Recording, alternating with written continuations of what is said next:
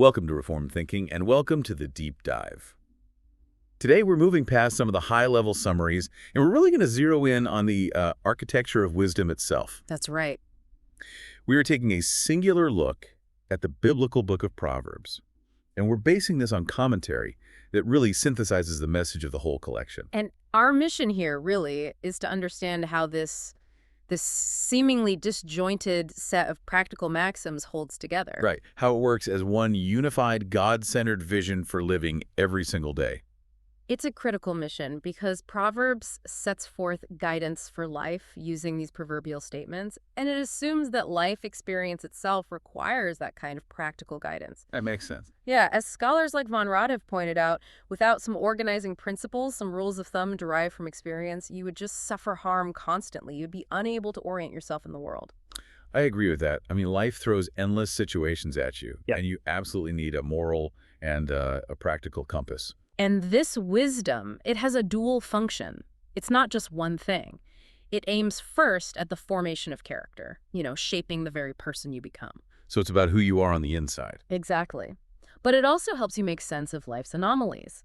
It provides a framework for understanding why sometimes things don't pan out the way a simple cause and effect proverb might suggest they should. That's a huge point. Before we go deeper, though, let's just acknowledge the literary terrain we're on here.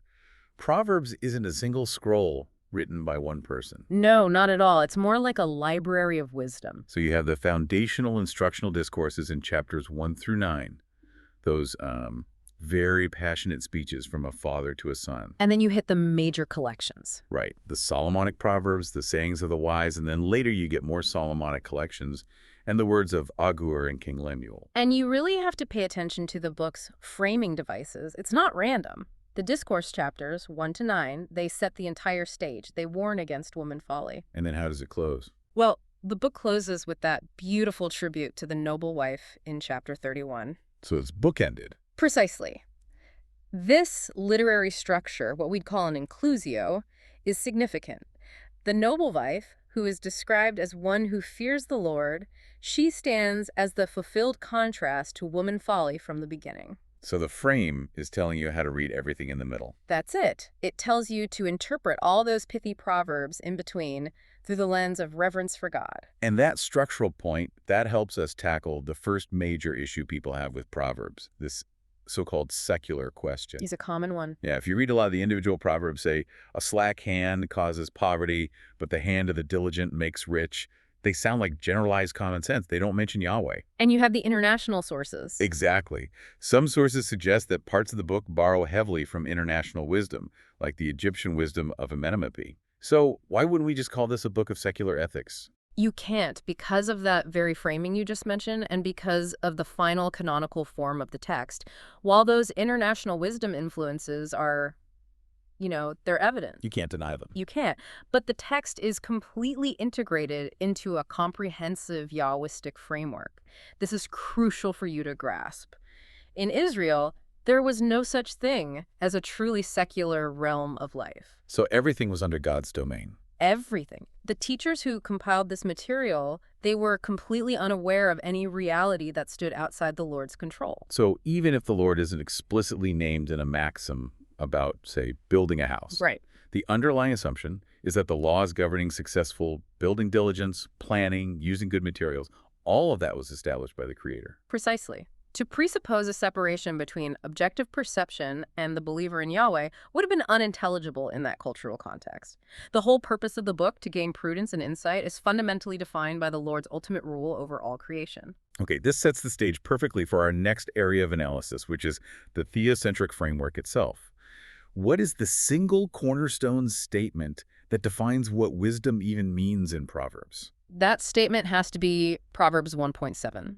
The fear of the Lord is the beginning of knowledge. The beginning. Yes, and when we use that word beginning here, it is vital to understand its scope. It does not imply a starting point that you grow out of once you become spiritually sophisticated. So it's not step 1 of 10. Not at all. That word means origin or fountainhead. It is the continuous source from which all true knowledge flows. Real wisdom is defined by and dependent upon an ongoing reverent fear of God. You never leave it behind. So how should we define this fear of the Lord? For a modern listener, the The word fear often conjures up, well, terror. And that does seem to fit the tone of practical guidance. No, it's not terror, but it is certainly awe and submission. It means acknowledging the Lord as supreme in your life. It's recognizing his absolute sovereignty, and then ordering every decision, every relationship, every single transaction according to your relationship with him. And this idea frames the whole opening of the book. It does. The Father's instructions throughout the opening chapters are entirely framed by this concept. It doesn't just appear at 1.7, it reinforces itself at 9.10. The fear of the Lord is the beginning of wisdom, and the knowledge of the Holy One is insight. And what I find genuinely compelling is how tightly this theological wisdom ties into the explicit, revealed law of Israel, the Torah. Ah, yes. It suggests that wisdom isn't just, common sense with a theological coat of paint. It's covenant instruction applied practically. That connection is abundant, and it's striking when you see it. Think about the Father's instruction to obey him and his wife. The parents. Yes. This directly unpacks the fifth commandment. To obey one's parents is presented as an aspect of fearing the Lord, reflecting Yahweh's lordship extending directly into the household structure. And the rewards that are promised, they seem to mirror the law itself. Absolutely. When Proverbs promises long life for obedience in chapter 3, it directly mirrors the promises given in the Torah, like in Leviticus 18.5, which links adherence to the statutes with continued life. So it's the same logic. It is. Furthermore, you have this instructional metaphor of binding the Father's words to the heart and neck. That's in chapter 6. Right. This parallels Deuteronomy's command to bind the divine words on the hand and between the eyes. It's the same imagery. So the wisdom being taught is intended to cover every aspect of life. That's the goal. It mirrors that ideal of continuous instruction laid out in Deuteronomy 6.7 when you're sitting, walking, lying down, and rising. It's for all of life. It's clear this instruction aims for total saturation, and the language of covenant becomes just unmistakable in certain passages. Yes, in chapter 7, verse 2, you find the explicit phrase, "Keep my commandments and live." This is a direct echo of the covenantal promises of the Torah. Couldn't be clearer. And we also see Proverbs making a direct link between keeping the law and receiving vision or, guidance. That's in chapter 29. This all demonstrates that wisdom is not something you just discover through isolated intellectual pursuit. So it's not about being clever. No, it is irrevocably tied to devotion to Yahweh and the commands he has revealed. True, comprehensive knowledge for success in life is only available through that divine revelation. But here's an interesting part. Despite being rooted in revelation, this wisdom isn't presented as esoteric or, hidden away in a temple. It's public. It's crying out for attention. It is the absolute opposite of hidden. Wisdom is personified, and she cries aloud in the street. She raises her voice in the markets, and she speaks at the entrance of city gates. So she's accessible. She's publicly available guidance, and she's calling out to the simple, to those who are gullible or inexperienced. And the choice to pursue or reject this public wisdom, it immediately circles back to that core theological theme. It has to. Those who refuse this guidance are described as those who did not choose the fear of the Lord. That's 1.29. So if you ignore prudence, you are, in a very real sense, rejecting God himself. That is the implication. True wisdom means understanding and finding the knowledge of God. And this fear of the Lord, it has immediate, palpable effects on daily life. It's not just a concept. No, it's not. We see its application everywhere. It extends life. It is described as a fountain of life that yields not just long life, but riches and honor. So it provides practical security. Absolutely. It leads to strong confidence. And it is actually described as being better than prosperity. That's counterintuitive idea. It is. And crucially, the fear of the Lord is what causes one to hate and turn away from evil. It's an active moral engine for the wise person. Okay, so we've established that the source of all wisdom is the Lord, and the necessary posture for us is fearing him. Once that framework is in place, the conversation has to turn to how God actually governs the world that this wisdom tries to describe. Yes. This pivots us to the all-encompassing sovereignty of God and how it interacts with human action. And this is where Proverbs takes a radical turn that separates it entirely from just secular common sense. Human actions are not performed on some neutral deistic stage. God isn't a distant watchmaker. Not at all. The Lord is present, and he observes everything.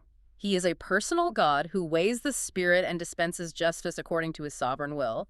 He tests hearts, he rewards the good, and he specifically punishes those who practice evil. This means even the small, seemingly undetectable crimes against a neighbor are ultimately offenses against God. Precisely. The book addresses the very practical issue of moving a boundary marker, which is a localized act of stealing land from your neighbor. A common problem in the ancient A world. huge problem, and Proverbs assures the victim that this act does not escape God's notice. The Lord will personally intervene on behalf of the one who is cheated. There is no hiding from him. And the emphasis on divine sovereignty is strikingly universal. It extends even to the highest echelons of human government. Oh, consider one of the most powerful statements in the whole book, Proverbs 21:1. The king's heart is a stream of water in the hand of the Lord. He tunes it wherever he will. That's an incredible statement. It is. The king, the most powerful human figure in the ancient Near East, is utterly subordinate to God. His decisions, his inclinations, his very thoughts are directed by the Lord like water in an irrigation channel. So if God controls the mind of the absolute ruler, He controls everything else. so even in seemingly personal matters, our existence is planned and ordered by the Lord, even if we can't perceive the pattern ourselves. And that realization is humbling. It's confusing to the human mind. We are told a man's steps are from the Lord. How then can man understand his way? That's 20.24. We can't see the full map. We can't. The path of our lives is ultimately mapped out by divine decree. Even when we try to take control of the most chaotic human endeavor-like warfare, our preparation is ultimately irrelevant without the Lord's will. The passage about the horse prepared for battle is particularly apt here. It is. A horse prepared for battle represents the peak of human ingenuity, planning, military preparedness. The best tech you could have. The absolute best. Yet, the victory belongs to the Lord. No human wisdom, no counsel, no understanding can avail against his decree. Okay, this radical statement of sovereignty creates a fascinating tension because Proverbs is simultaneously the book of prudence. It constantly advocates for diligent planning, for hard work, for strategizing. It does. So if God turns the king's heart like water, why should I even bother planning my next harvest? That is the central paradox we have to sit with. Proverbs absolutely commends human initiative. Fools are defined by their lack of forethought. They just plunge ahead. They do. The wise, on the other hand, are encouraged to carefully assess future possibilities and strategically pursue their direction. The resolution of the tension lies in the acknowledgement of limits. Meaning what, exactly? A human being may engage in the commendable act of planning, but the answer, the definitive direction, the success or the failure that comes from the Lord. What stands firm in the end is only the purpose of the Lord. The command is to plan as if it all depends on your diligence, but rely as if it all depends on God's sovereignty. So the practical application is not resignation or some kind of fatalism, Yeah. but it's active dependent submission. That's a very reformed understanding of sanctification. It is, absolutely. The instruction given is very practical. Commit your work to the Lord and your plans will be established. That's 16.3. We may be convinced we are right, blameless in our self-assessment, but the Lord is the one who weighs the spirit. So our work is necessary, Yes. but our plans are only established by Him. That's the balance. And this rule extends even to things that seem purely random or accidental. There are literally no loopholes. None. Even the casting of a lot, the ancient form of flipping a coin or drawing straws, what we perceive as random chance, is ultimately determined by the Lord. And what about evil? Even the existence of evil falls within his universal rule. Proverbs states that God has made everything for its purpose, even the wicked for the day of trouble. This means that even the existence and the actions of the wicked, while they are culpable, they do not surprise or derail the divine plan. So that brings us to the summary of wisdom's stance on life, based on these sources. You are commanded to learn all the practical rules of cause and effect. Diligence leads to wealth, sloth leads to poverty, but you have to constantly acknowledge that life's trajectory is determined not by the mechanistic application of those rules. That's solely by God. That's the core synthesis. It is. The wise person summons all their strength to learn the rules that might be effective in life because they know that ignorance will certainly be detrimental. But every day, experience teaches that certainty is elusive. The wise person knows they will never become fully wise in their own power because in the last resort, their life is determined by God alone.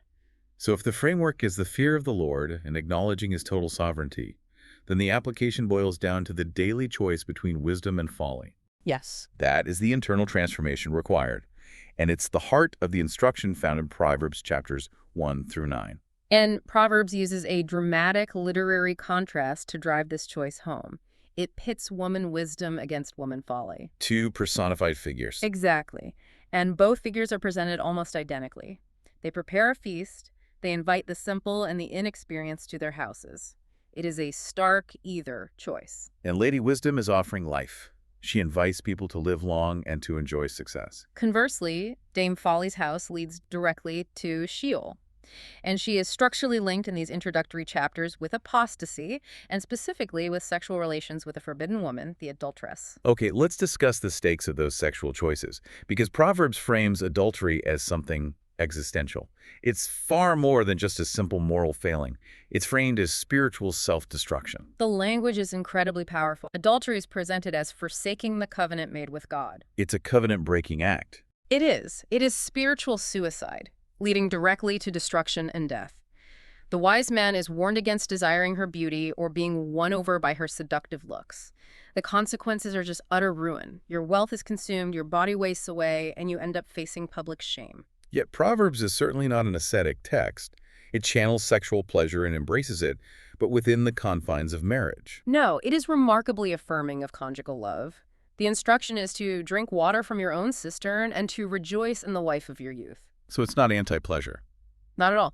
The wise man should be captivated by his wife's beauty, and he's advised to be intoxicated always in her love.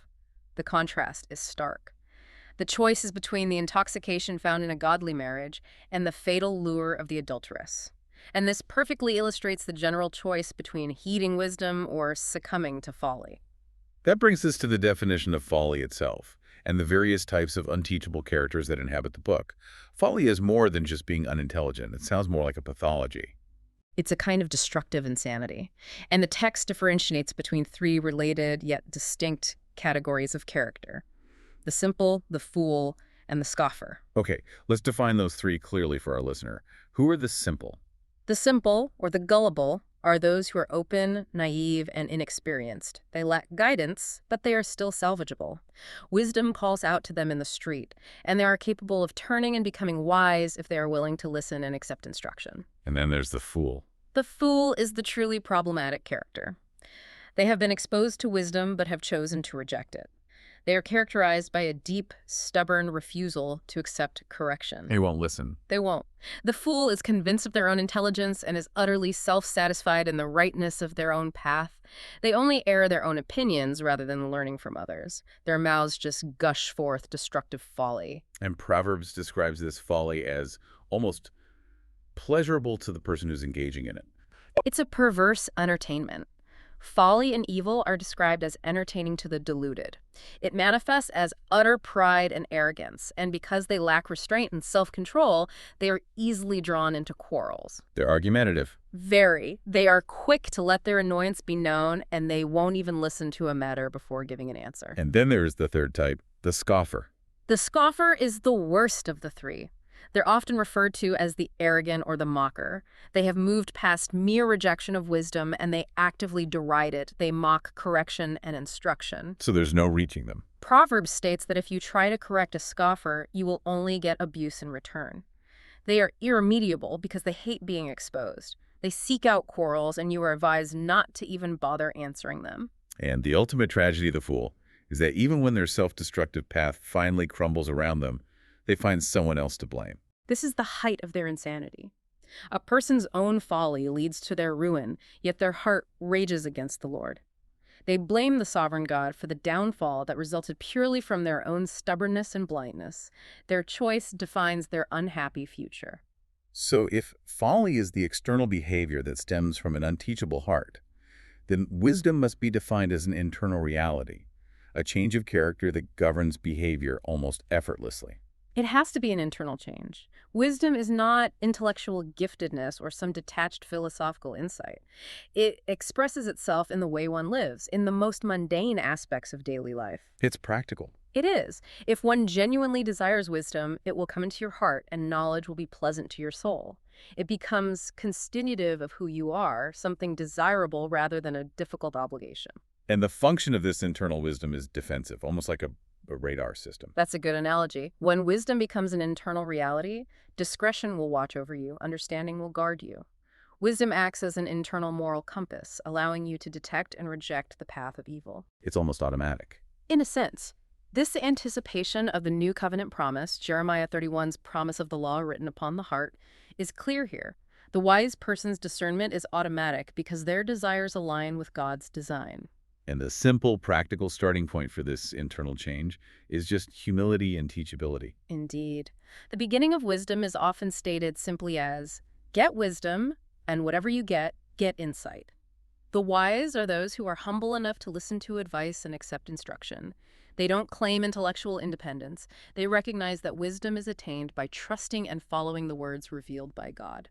Okay, so we have established the theological foundation, fearing the Lord, and the internal requirement, which is a teachable heart transformed by wisdom. Now let's look at the immense third section, wisdom in practice. How does this God-centered framework apply to specific, messy areas of daily life, starting with perhaps the most immediate application, speech? Speech is where wisdom and folly are most immediately visible. A wise person has mastered the tongue, while the fool lets it run wild. We see the dramatic contrast in the effects of words in 12.18. Rash words are like sword thrusts, capable of wounding and destroying reputations and relationships. And the other side of that. The other side is that the tongue of the wise brings healing. So the wise person uses words actively to build up, not just to avoid destroying. That's right. Wise lips feed others and promote knowledge. They provide true spiritual and practical sustenance. And a key defining characteristic of the wise person is restraint. Knowing when not to speak. Exactly. We are warned that when words are many, transgression is not lacking. The wise actively resist the impulse to blurt out every thought. They listen carefully and they ponder before offering a reply.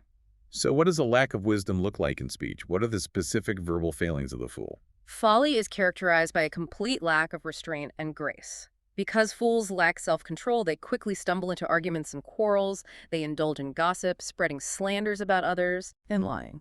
Yes, they propagate lies, which are an abomination to the Lord, and they belittle their neighbors. In a confrontation, the wise person responds not with reciprocal aggression, but with grace and judiciousness, knowing that a soft answer turns away wrath. Whereas the fool escalates the conflict. Always.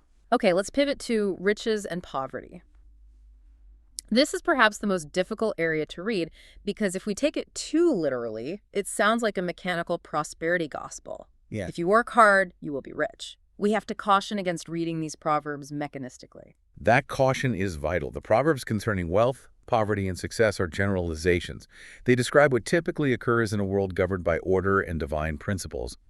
They are not universal, ironclad promises without exception. So it's about patterns, not formulas. That's a good way to put it. The true wisdom of the reader lies in their ability to discern the proper context and nuance by which to apply the maxim to a specific situation. So we can start with the observation that some poverty is clearly a result of a lack of wisdom, often categorized as simple sloth or laziness. Yes, the sluggard is a classic subject of Proverbs, often described with brilliant, dark humor. This character is so reluctant to work that they resort to wild excuses. Right, like claiming there's a lion roaring in the street so they can't possibly go outside. Exactly. It's absurd. They desire more sleep than is necessary. They crave things, but fail to do anything productive to satisfy those desires. Their failure to work not only impoverishes them, but also makes them a burden to others. That image of the lion in the street is perfect. It's the ancient equivalent of claiming the Wi-Fi is down, so you can't possibly start that assignment. It illustrates the absurd self-deception of folly. Conversely, some wealth clearly stems from wisdom, diligence, and discipline. Those who prosper often do so through hard, patient work, investing time and forethought in their labor. They increase their wealth slowly and steadily, avoiding reckless, get-rich-quick schemes. But, and this is the key theological move, this wealth is not viewed as the autonomous fruit of human effort. No, it is always sourced in God. You have to work hard, but it's still a gift. Correct. One must work diligently, but prosperity is the Lord's blessing, a gift from His hand, and it is His blessing that adds no sorrow to it. Therefore, one must never place one's ultimate security or trust in riches. Riches are only beneficial when received in the fear of the Lord. And this complexity means we must immediately recognize that not all poverty is the result of laziness.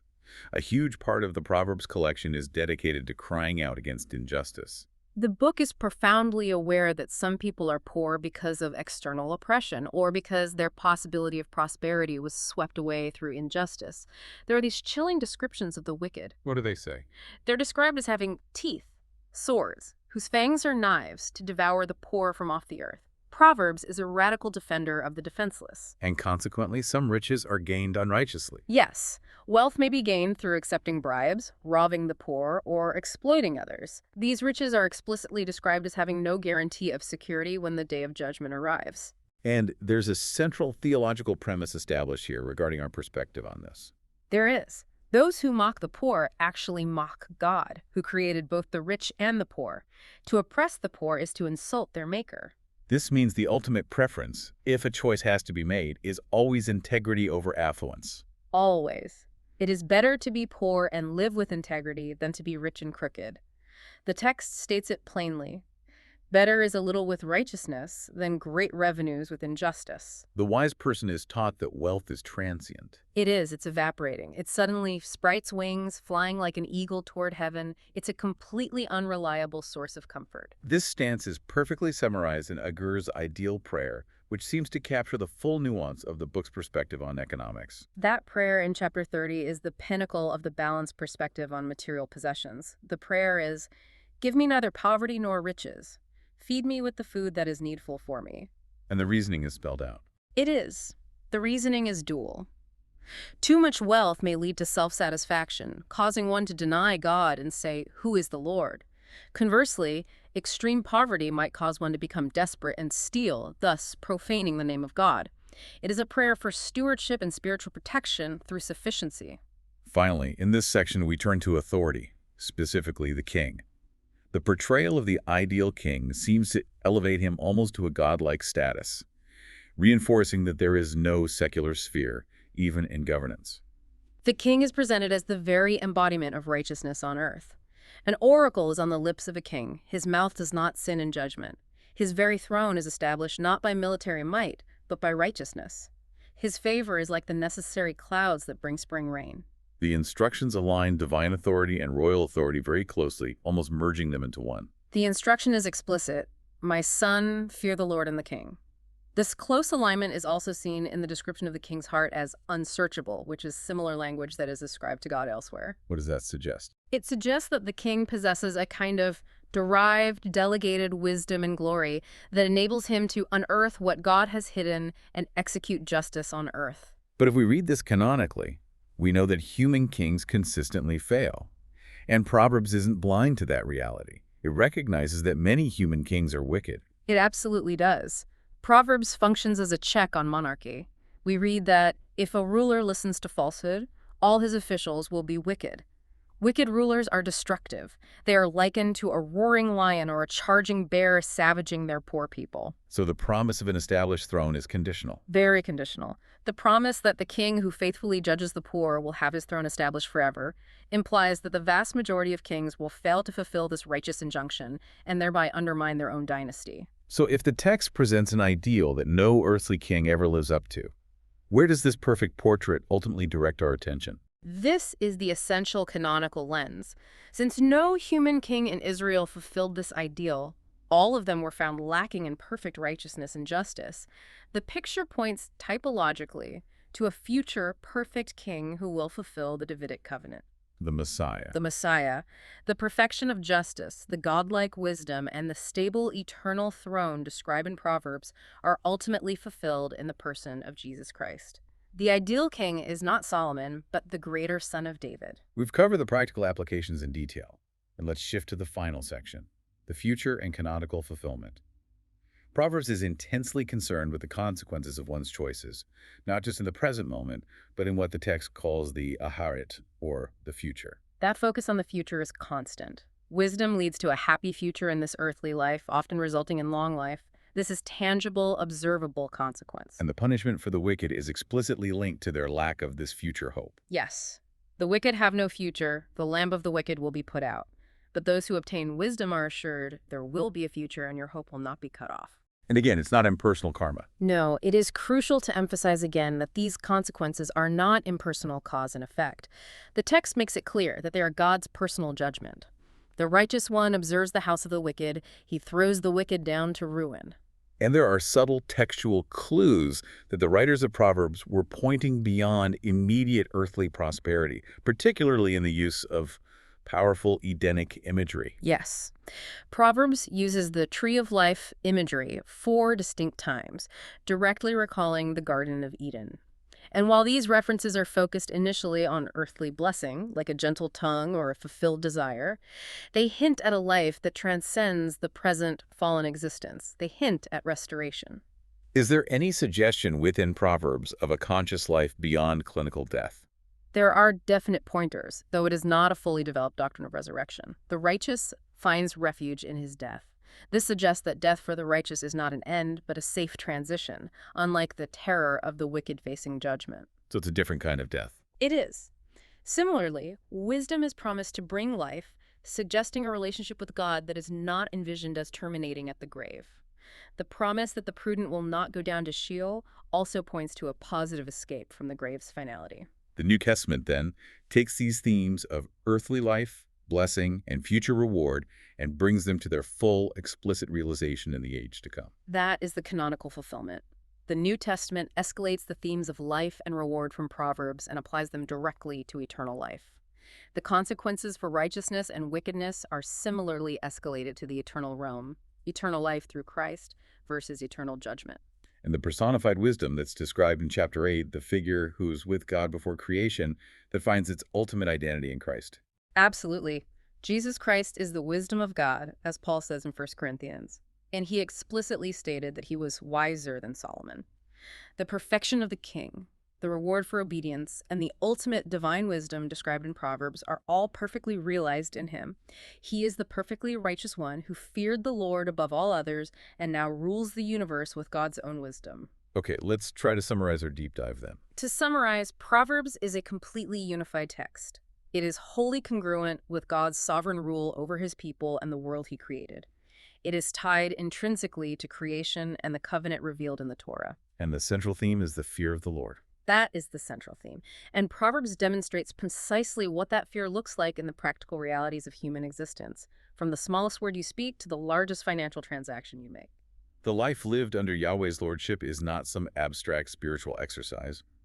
If we view the wisdom literature as a connected whole, the Psalms teach us how to praise the Lord, while Proverbs teaches us intensely how to fear him. And those two postures are inseparable.